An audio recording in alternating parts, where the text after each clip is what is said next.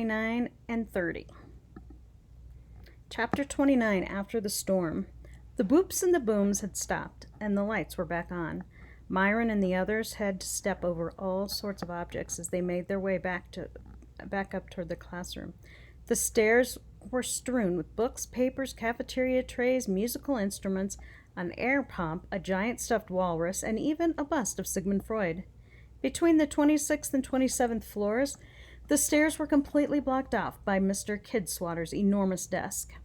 They all had fun climbing over it, including Mrs. Jules.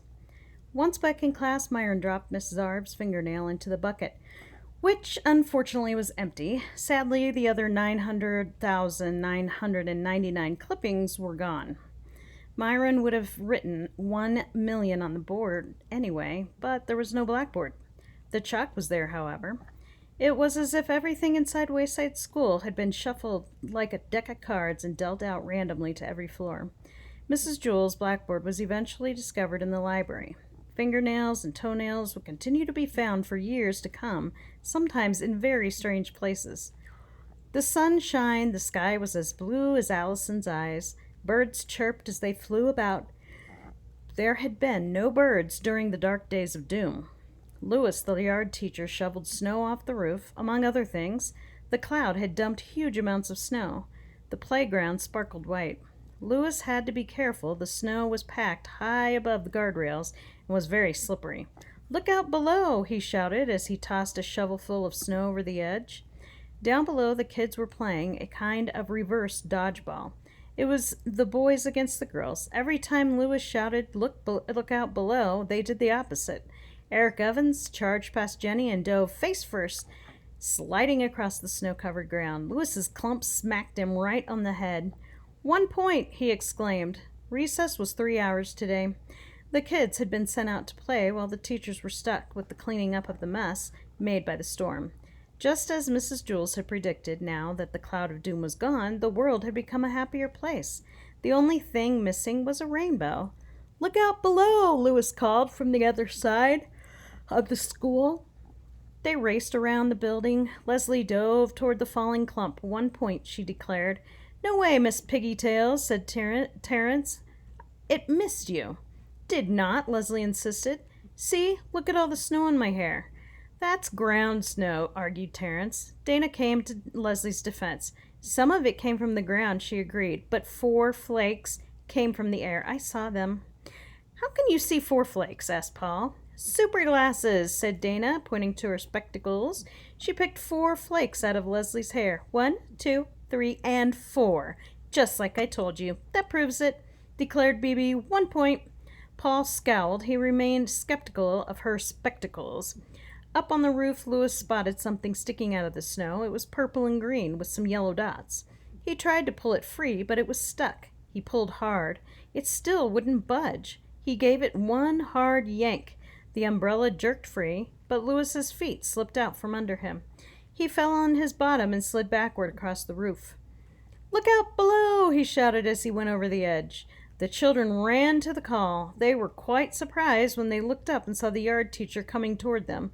Lewis looked down. He didn't want to hurt the children. He considered trying a Mary Poppins, but he was holding the wrong end of the umbrella, and there just wasn't time to change his grip and try to open it. His best chance was to grab the top of the flagpole.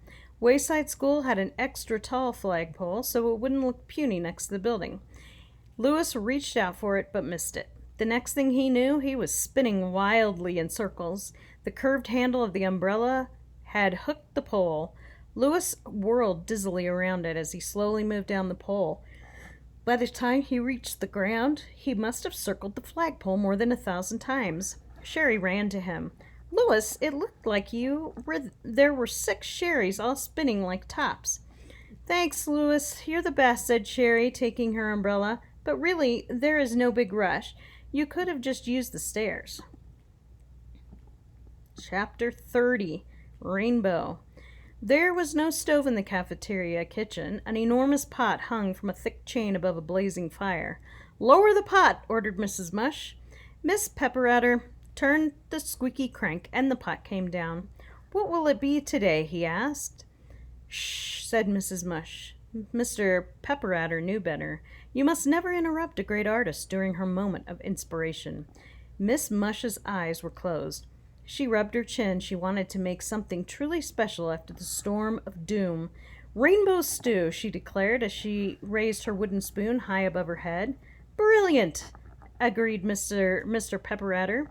What do we have that's red? Asked Miss Mush. Mr. Pepperadder looked all over his inventory list. Red cabbage, he said. Beets, strawberries, red peppers. Miss Mush waved the wooden spoon and said, toss them in the pot. Flames shot up as Mr. Pepperadder threw in the ingredients. He had to shield his eyes from the smoke. What about yellow? Asked Miss Mush. Yellow squash, bananas, yellow peppers, yellow onions. Start with the bananas, said Miss Mush, and then we'll see about the onions. Mr. Pepperadder started to peel a banana, but Miss Mush stopped him. The peel is part that's yellow, she reminded him. If I wanted white, I would have asked for peeled bananas. Sorry, said Mr. Pepperadder. He tossed 57 bushels of bananas, peels and all, into the pot. There was a loud hissing noise as steam filled the room.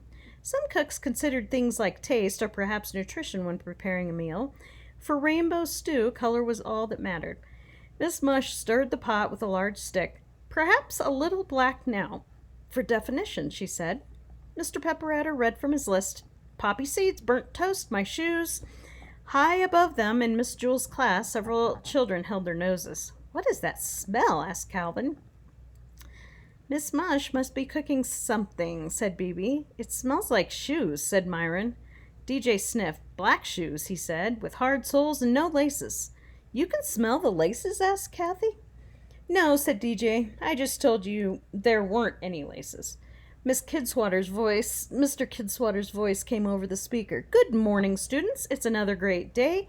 Here at, there was a sound of paper rustling. Wayside School. For lunch today, Miss Mush will be serving rainbow stew.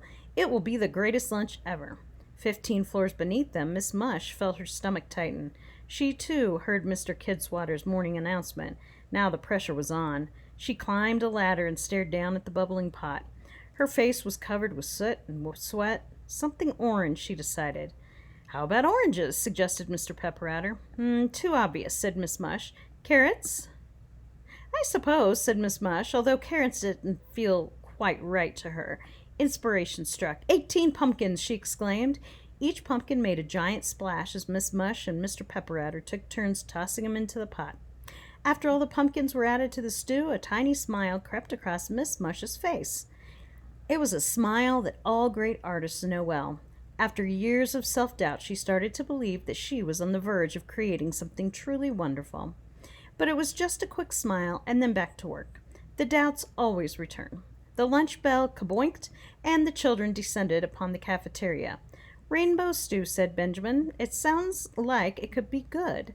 Don't let the name fool you, warned Todd. The better the name, the worse it tastes. Remember, when she made Midnight Madness? Asked Paul. Don't even say it, snapped Leslie. I was up all night, running around in circles.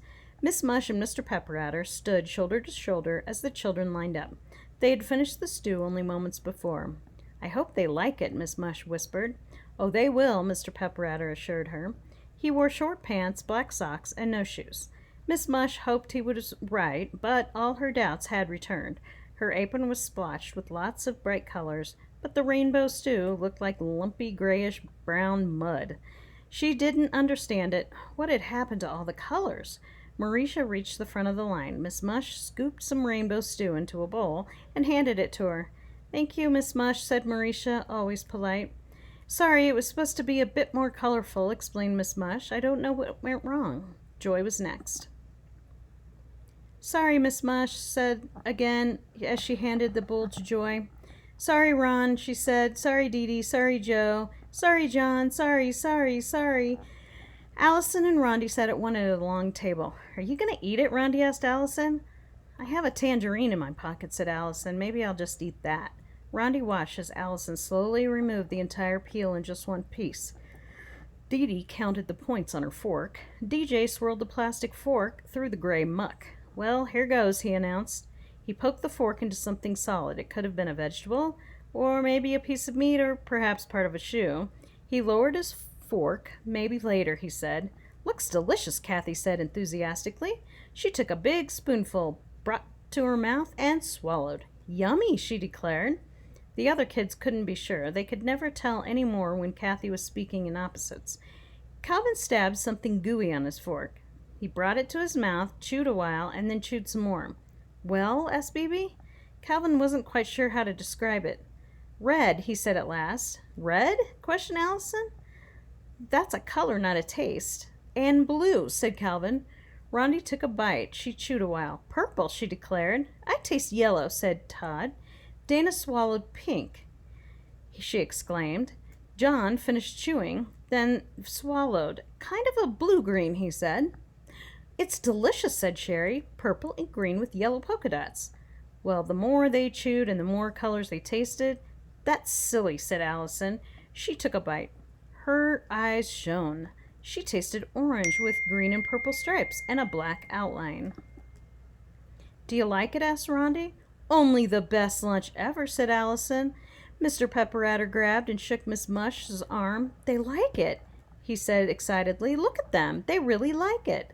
Miss Mush didn't say a word. A tear rolled down her sweaty, sooty cheek. Did you write down the recipe? He asked. Miss Mush shook her head. There is no recipe, she whispered. No, two rainbows are the same. She gazed out